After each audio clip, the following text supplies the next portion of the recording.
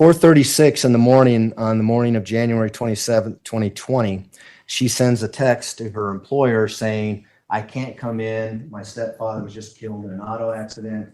You remember that? You talked about it on Yeah. a little bit. Pretty significant to you and your opinions. Yes. We'll get there in a second. Do you remember the rest of the text string? The rest of the text, if you remind me, I can tell you if I remember it. I don't know what you're referring to. Paraphrase, how's Yeah. that? So the boss returns, later in the morning because she's not up at 4:30. She says, just let us know what we can do for you. Let me know when you can come in, words to that effect. Yeah. And then the defendant texts back and says, I can't believe you can be so inconsiderate. I had a family member just die. Objection misstating the text. I'm paraphrasing. Overruled. Remember seeing anything like that? I remember reading about what to me seemed wacky, if you want, you can call it psychotic, but that made no sense. This man was dead. Okay, just because something is wacky or doesn't make sense doesn't make it psychotic, and she of all people should know that. This is wild. Maybe she's lying. Maybe she's planning. I mean, Letecia, right? I think for 8 years. And to call in and say, she clearly was not thinking clearly or cogently or accurately. And it was one of these. I suggest Letecia was thinking clearly and accurately. She needed an excuse to get out of work that nobody was going to go check on, that nobody was going to argue with, that would allow her a few days rather than having to call in again and again. So she is thinking clearly.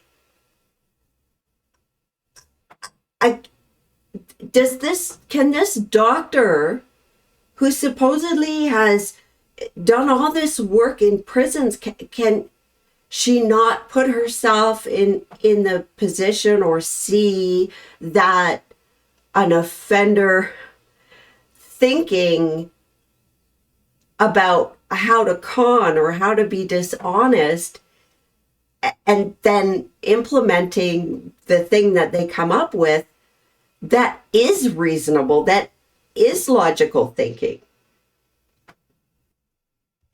Ridiculous kinds of excuses that a person of her intellect would not be expected to volunteer. There's you'd almost say a stupidity about it, but she's isn't stupid. There's something let me wrong stop you, doctor, with how she's describing this. Could it be that she just didn't want to go to work that day? Could that just be out of the realm of possibility? Unlikely, but possible. And she had other things to do that day? She didn't want to go to work? I think it's unlikely. Why? Unlikely based on what? And who died 8 years ago was having a funeral that day, and Gannon couldn't go to school, but I learned subsequently that he is reportedly dead a lot later than that. Couldn't go to school, maybe because he had burns on his arms and God knows what other injuries. Couldn't go to school because he was doped up on hydrocodone. Couldn't go to school because she was going to finish what she planned, what she's been trying to do since the hike, at least. Just, I see this all the time and I'm surprised to see it from a psychiatrist who's worked in the criminal system. This is shocking. I see all the time normal people who would never think to do horrible things. It just would never occur to them. Shocked and confused when somebody does something really horrible, or tells an outrageous lie, or cons an innocent person, that sort of thing. They're shocked, and they're shocked because it would just never occur to them to do a thing like that.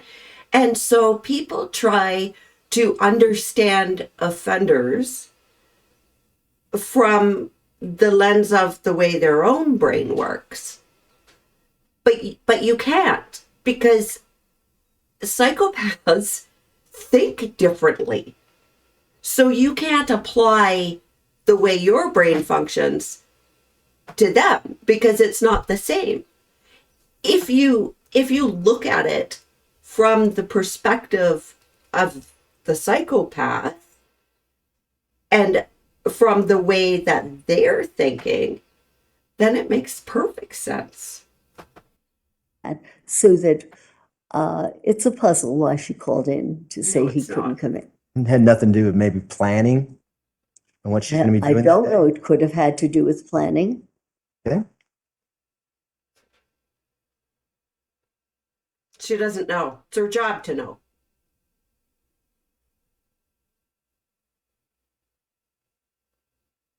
And then you know that she also sent a text to her husband, Al Stout, saying, hey, I'll let school know that Gannon's not coming in today. Said he had some stomach issues the day before. For that one? No. All right. She should know that one. We are now at like just before the homicide. So the days leading up to it, and certainly the day of, she should know every detail, because all of it is critical in assessing the accused's mental state at the time of the crime.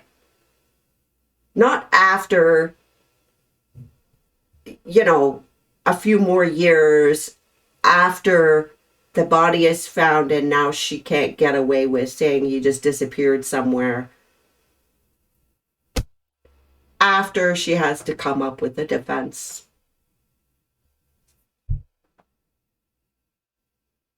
The stepfather, you said that was psychotic or evidence of psychosis. I don't know what you're referring to, sir. Could The fact you? that she calls into school and saying my stepfather just died. I think it's peculiar. It's bizarre. I'm not sure what that was all about, what she was thinking, why she did that. It doesn't. Doesn't know why she did that.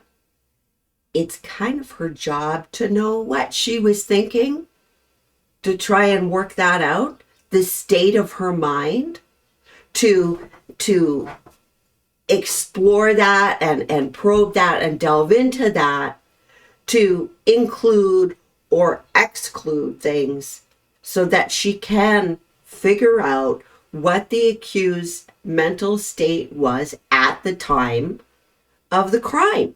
And she's now saying she doesn't know what she was thinking, what Letecia was thinking. Did she not ask? Maybe they'll get to it. Sorry, I'm interrupting too much. Doesn't make sense now, so that, but I don't question this, that there was that there's, it's peculiar that here he is walking around, and if I understand correctly, she had already called the school and said that he could not come in. Is that? Yeah. Yeah. Absolutely. He's Yeah. homesick. She's home because she's telling people that her stepfather died, and they decide to go shopping. Playing hooky. That's generous. Was that Maybe. buying cat toys? Was it? I forget, something like that. Needless to say, Gannon's wearing the same clothes that he was found in under a bridge on March 17th, 2020. They leave that morning. I believe you. Now, at the time that she drives that truck around and goes to Petco, does she have the capacity to know right from wrong? I don't know. That's a leap where, if you can't talk to the person and you don't see more, I don't know. It's the day of the offense. And she doesn't know. Okay. Talk to her. Did you ask her that? I don't recall asking specifically, did you know right from wrong at this point? I don't know, and I don't know the answer to that. Would it be a stretch to say she did know right from wrong? The fact that she was able to go to Petco, run errands, and come back later that afternoon with no tickets, no accidents. That she knew right from wrong then? Sure. I don't know. I would think, having called into school and having said that this child can't come in, and then taking him on a field trip to Petco, that she really did not have a good idea of what she was doing or why she was doing it. Based on what? So if a behavior is not a good thing, then that means she doesn't know what she's doing? Could it be that Letecia did have a purpose and it was just poor parenting? Or that she was making any other number of other bad decisions, and they're just bad decisions, like planning a murder? It couldn't be just poor decision making. And I'm not sure that the idea of right from wrong is applicable to this just particular episode. It's wacky, but it's. Is she legally insane at the time she's driving to Petco again? I don't know. I think you would have to, I would have to know a whole lot more. If you don't know a lot more, can you come in here and say that she was legally insane based on her driving to Petco again that day? I can't say because I don't know enough about it. Isn't it her job to know what was going on that day? Maybe she just really delved into the actual time of the crime. I'm being sarcastic. They get back about 2:20 p.m. and there's video of them coming back. Do you remember seeing that? Again, I remember knowing about it. What I saw and what I remember reading, I can't distinguish the two, but I do recall that I believe it was at 2 that there was a return. And we see a leg drop on the right rear passenger door right about the time that the driver's door opened. Do you remember seeing that? No, Well, she tells you that they both come home together, right? When she's talking to you. I'll buy that. Sure. Do you not remember that? Again, I don't remember word for word when she told me these things. And also, since I read other people's accounts of them, I can't tell you exactly where a piece of information came from. Anything about the video about them coming back at 2:20 p.m.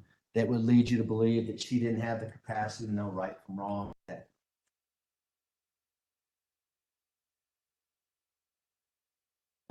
It's a tough one to say right from wrong versus that she didn't know what on earth she was doing. And I'm just asking if she had the capacity, if she was able to know right from wrong. I don't know that. This is immediately preceding the homicide. And this doctor does not know. In this insanity defense, does not know whether or not the accused knows the difference between right and wrong immediately preceding the homicide. Why is she even on the stand?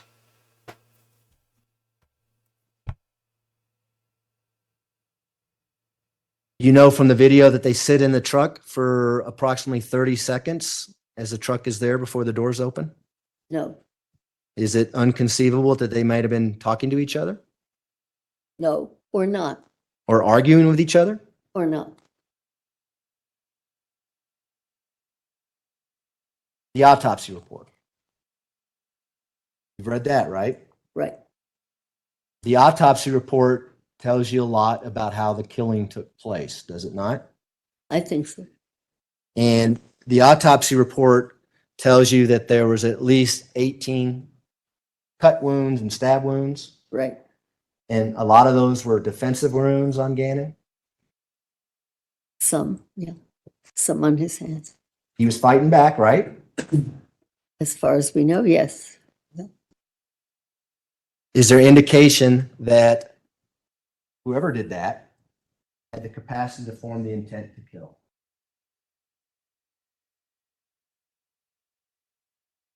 I don't know. I would think so. I would think so. Just based on the stab wounds alone, right? Well, it certainly had that quality of, as I thought about it, whether there was an automatic quality to it, which is partly why I wanted certain neurologic tests done, because there was a repetition, as I recall. But there were signs on his hands of cut marks. So And- there Fighting back, right? looks that way to me. And the location of the stab wounds, three in the chest, one in the head, several in the back and arms that we already talked Mhm. about. Does that indicate to you that whoever did this had the capacity to form the intent to kill? That's a stretch for me, because when individuals keep doing this kind of act over and over and over again, it can be an attempt to kill, but it can also be a repetitious kind of automatic act.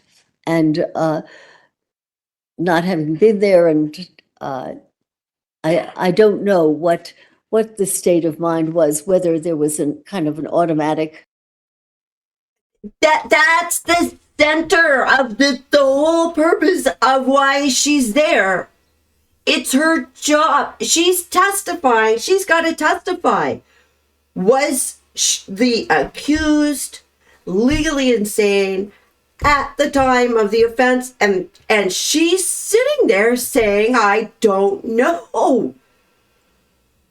And she's talking about this, this, she does this, I don't even want to do it.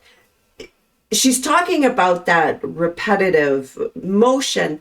And yes, there are certain circumstances under which that happens that have to do with activity in the brain. But then if that was the case, wouldn't that motion would continue and not be also in his head, right? She's reaching for anything, like wisps of clouds to say what she wants to say to support her conclusion that she made before even interviewing the accused, without knowing what the accused's state of mind was at the time of the offense. She just admitted it.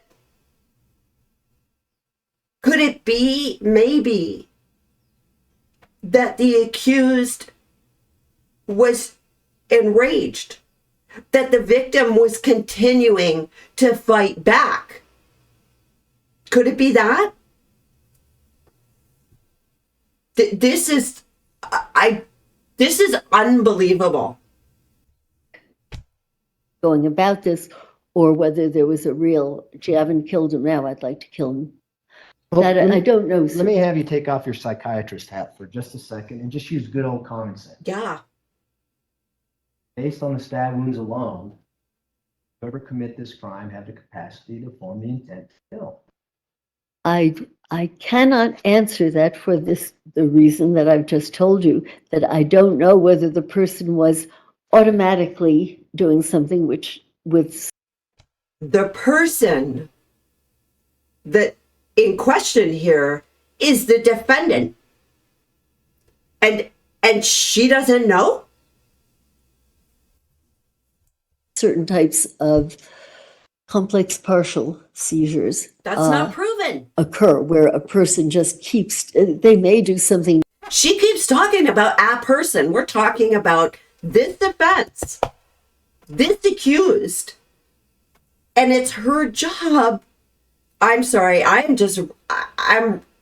ranting. I'm not saying anything new. I'm just repeating myself. I will be quiet. Whoa. Not at all violent. They may button and unbutton their coat. They may turn a light on and off and just keep doing it. And they may just keep doing that. Or they may say, not dead yet, I want to kill them. So that I don't know for sure what was going on. Not yet, not dead yet, I want to kill them. That's really important. Because Letecia made all those stab wounds in spite of Gannon fighting back, and not dead yet, so got a blunt object, and not dead yet, so she got a gun. So that's not an automatic, seizure that nobody has proven. And she's just starting to say, I don't know what was in the person's mind. I should start counting. How many times did she say she doesn't know? I can't remember, but this will be at least 2. I think you could interpret it that way, or you could say the person felt threatened, felt endangered. By the way, I Felt threatened and endangered by an 11-year-old little boy who she had control over, who's already bleeding. No, the threat was, well, crap, he's not dead, and I can't just stop now because I'm gonna get caught. So unbelievable. I did not understand where that came from or how, with all of those stab wounds, where this item came from. Perhaps I missed something in the report. But well, let me stop you right there, because in your report, you said you thought it may have been a baseball bat. Remember writing that in your report? I'm sorry, I don't recall that. But it could have been a fear that the person himself or herself was being threatened, and that the wish was to get rid of this threatening murderer. I'm sorry, that's ludicrous. I could see in another case, a different case, where somebody feels threatened because they've had a psychotic break, but she's not saying that here. She keeps saying she doesn't know what was in the mind of the person who did this. The person who did this was Letecia. So she's not even alleging a psychotic break where maybe she imagined a monster or it was the devil or something, right? That's not being put forth. Even the guy in the Cape story was standing across the room. So there was no explanation. There would be no excuse for the stabbing and the bludgeoning as well. So, wow. Just wow. Object. I don't know what was going through her head. Again, I don't know what's going through her head. Like, I wonder if the prosecutor wants to just turn to the jury and go, duh? Like, okay, it's over. What about the blunt force injuries to her Gannon's head, the 4 themselves? I'm sorry, I don't have a good understanding of the object or of that particular aspect of the injury. So Why does the object matter? I don't know. I would have to know. The point is, they decided to move from a knife and go to another object, continue on with the killing, correct? I'm not correct. I don't know what came first or what came second, and I'm not sure. Doesn't matter what came first or what came second. He mentioned judgment and reflection a couple of minutes ago.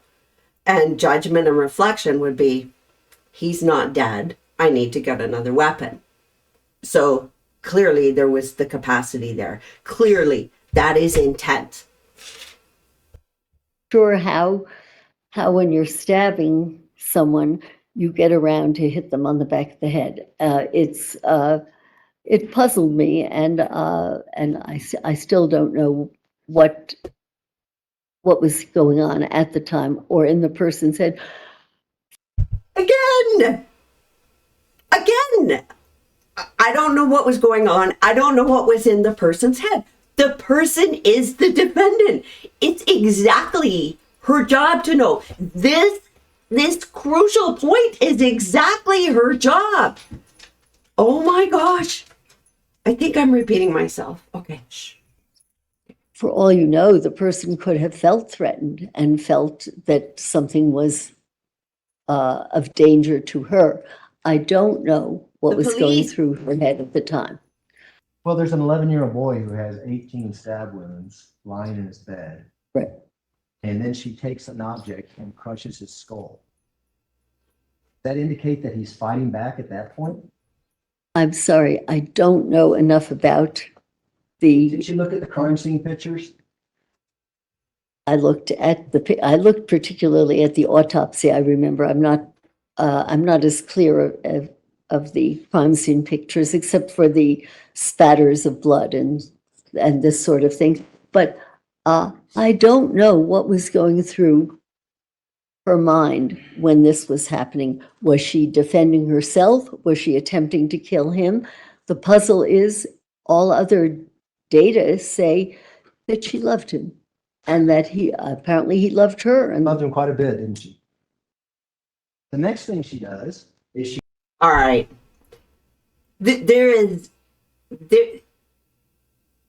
Oh, that's such crap.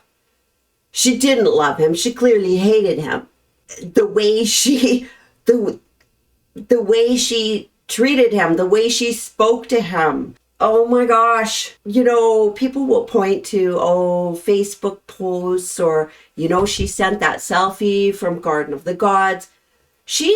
Abusive parents don't sort of display that to everybody. And narcissistic parents will have you believe that they are just adore their children and they are the most wonderful parents in the world. Right, Watson? Yeah.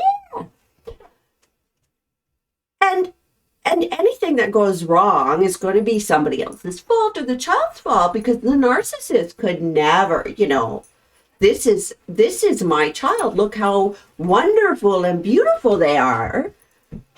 The abuse goes on behind closed doors, and the rest of it, the show is a show and gaslighting. I gotta pause. Hang on. She gets another object, gun. The fact that she gets a gun, does that tell you she has the capacity to use it and reflection? It's the capacity to form the intent to kill. I don't know, sir. When I spoke with her, her memory was I could see a gun in my hand, and I do not know what was going through her head or why there was a gun or why she shot this. Is anyone keeping count? I don't know what was going through her head. Doesn't even know why there was a gun. And we've all seen how Letecia tells her stories. She skips over all the important parts. It's her job to know. It would be a leap for me to speculate on this. It is not clear that she simply wanted to kill this. This is a child she loved. As if we believe what other people said, she loved Gannon. Who said that? so that it's. And so I just want to make sure I'm I don't know understanding. that she wished to kill him. I don't know that it was even he that she wished to kill. Clearly, she did kill him, but we don't know whether at the time she saw Gannon and she was trying to kill Gannon. We don't know. So her actions mean We don't know. We don't know if that's. This is mind-boggling. Like, this is. I'm looking to see what the defense are doing. I mean, I'd be sliding under the table at this point. Like, good Lord. mean nothing to you with I regards think to. that's a leap. Her actions mean nothing to me. No. Well, everything's a leap to you. I just want to know what that means to you. The fact that she used 3 separate instruments to kill Gannon. Did she have the ability to make decisions when she did that? And what I'm saying is, I can't be certain what was going on in her head because I pondered it and I thought, what on earth? How did she get this, whatever the blunt instrument was? When did it happen? And then when I think more than one person said that she loved this child, so that it certainly made me wonder whether she was misperceiving something there. And Well, then let's go forward then, because what does she do after she does all that? She drags his body to the storage room and stuffs it in a large green suitcase. She had the capacity to know right from wrong when she did that. it would certainly seem she knew that this was something that should not have happened. And does that corroborate the actual killing, that she had the capacity to form an intent to kill, the capacity to use judgment and reflection, the fact that she immediately stuffs his body in a suitcase after? I don't know for sure. Again, she doesn't know. I've lost track. And here's the thing. If let's say somebody's having a psychotic break and they do something horrible and they're faced with the crime scene. I've said before, oh, you'd be horrified. But the prosecutor here brings up a good point, because he says she immediately puts him in a suitcase. If you're confronted with this thing that you don't know what happened, you have a dead body, you have a horrific scene, and you're confronted with that, even if you make the decision, okay, something happened here, I probably did it, it's really bad, I think I'm going to cover it up, it's going to take you a few minutes to sort of even get oriented. But Letecia describes in previous interviews being oriented to time and place. When she's talking about during the crime, and she doesn't say it was the crime, she was claiming Eduardo at that point, but she was saying, well, Lena's going to be home soon, and I thought someone was at the Ring doorbell. I thought maybe somebody heard, maybe there was a cop at the door. Clearly, during all this, she's aware that, somebody might hear. And instead of hoping somebody might hear, she's scared somebody might hear. And that, I mean, if I know that, and you all know that because we've seen the police interviews, how can the doctor not have that? I mean, I would think that the doctor, I would think that the doctor would, look at that and pick up on that and then find a reason or a way to explain it away. But she doesn't. She keeps saying, I don't know, when it is precisely her job to know. This is just unbelievable. What about cleaning up the crime scene? After she stuffs his body in a suitcase, she goes back to the room and cleans all the blood off the wall. Not all of it. Does she have the capacity to know right from wrong when she's cleaning Ann's bedroom? She certainly believes that other people will believe that she had done something horrendous or something terrible had happened. That's, I guess, as far as I can go right now. Now, she then goes back to the storage room and throws a bunch of boxes on a green suitcase in the storage room. You seen pictures of that? Again, I've seen a lot, so that I don't recall those particular pictures. And then the police come about 10:09 that evening, January 27th, and they search the entire house. And her demeanor is calm, cool, and collected. Anna went to some friend's house, didn't come. Makes those statements with her demeanor like that. Is that evidence that she had the capacity to know right from wrong? I don't think that's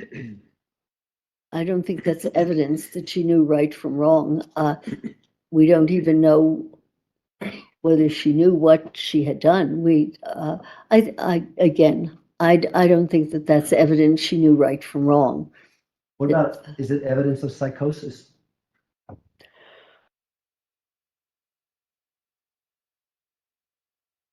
It certainly When someone's sounds out of touch with reality.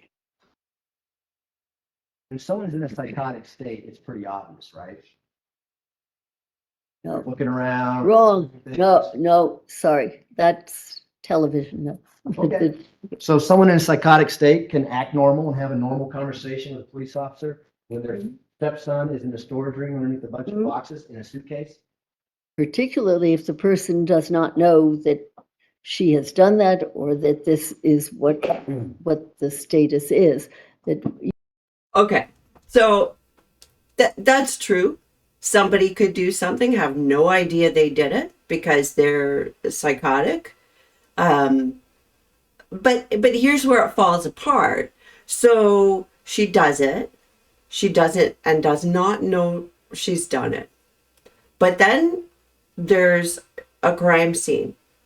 And let's just follow along Dr. Lewis's sort of argument that the person could say, oh gosh, something really bad happened here, and I probably did it, and I'm probably going to get in trouble, so I'm going to clean it up because I'm scared. So at that point, she does know she did something. She had to, because she cleaned up the crime scene, right? You can't have a frenzied attack or an automatic attack, right? Like a repetitious motion. You can't have that and have the crime scene cleanup. Like they're two different states of mind, right? And I should say I'm not a psychiatrist, so it's possible I'm wrong, but it seems to me that they're different states of mind. So even if she didn't know that, even if she didn't remember the actually committing the homicide, she just cleaned up, right? And she's telling police that he went to a friend's house. Well, she knows she's lying, because if she doesn't know what happened, like, then she couldn't say he went to a friend's house. She's cleaned up a crime scene, so there's something there, right? Like that, it's a big thing that she's not telling police, and she's got this whole lie set up about bath salts and drugs and all this. So, like, that's planning. That's not psychosis. If bad decision making and being a bad person was enough to claim insanity, well, then why bother having a justice system at all? we don't know what, but there's something really odd about being in that a very calm sort of state. Here she is Because she's a psychopath. reportedly murdered a child she loved. This makes no sense. This is psychotic. What, and just Did this, she kill that boy? Did she think she'd kill? Do you know? So, by that reasoning that we just heard, does that mean that every person who kills a child is psychotic? Right?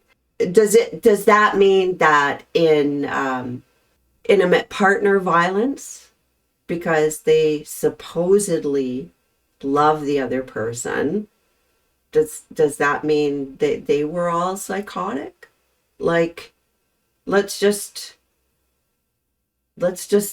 call everything psychosis. And hey, you know,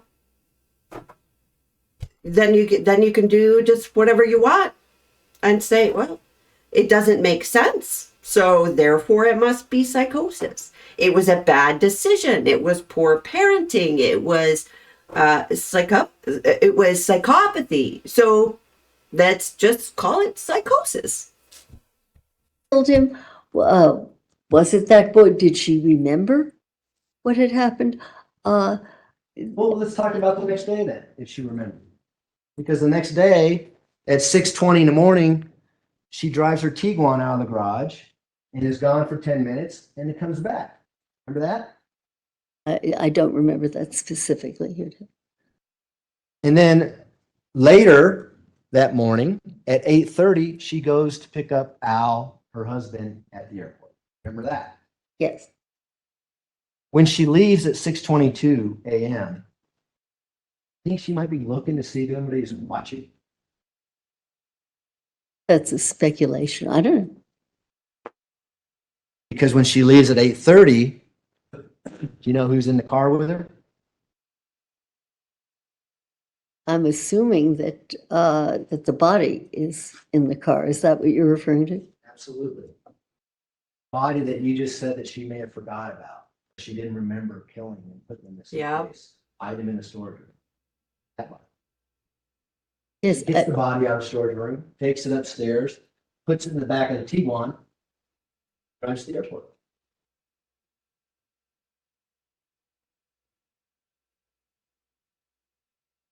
Sound familiar? Is that a question? Yeah. At the time she does that, does she have the capacity to know right from wrong? I don't know, because it is approximately then when she thinks that, at least what she says to some people is, she thinks that she can bring this body back to life. And she says that she brings him or tries to get him a hamburger. No, this is not, it's not at that point that she thinks she can bring him back to life.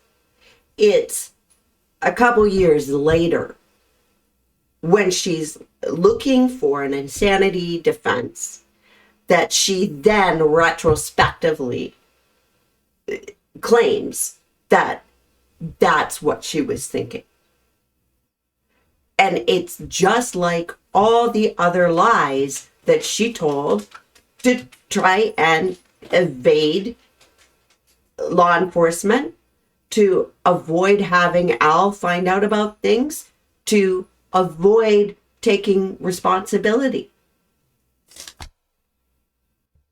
That ought to do it. And then I believe she even tries to get him ice cream.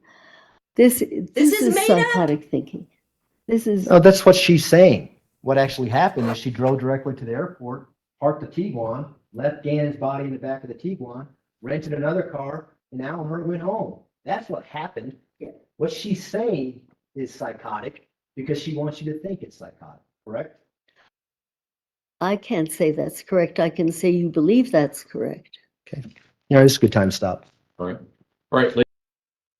Wow. So That's so condescending. You believe that's correct. But the whole time she's saying she doesn't know what was in Letecia's mind. Why are we even here? Okay. I think I ranted a lot in this. I'm gonna have to go cut some stuff out. I'm gonna end the video here, and yeah, I want to continue with this as maddening as it is. I am just stunned at how bizarre it is. I have never seen an expert like this. I know that she truly is a psychiatrist. I knew years ago that she did some groundbreaking work in her field. This is just unbelievable. Thank you for watching.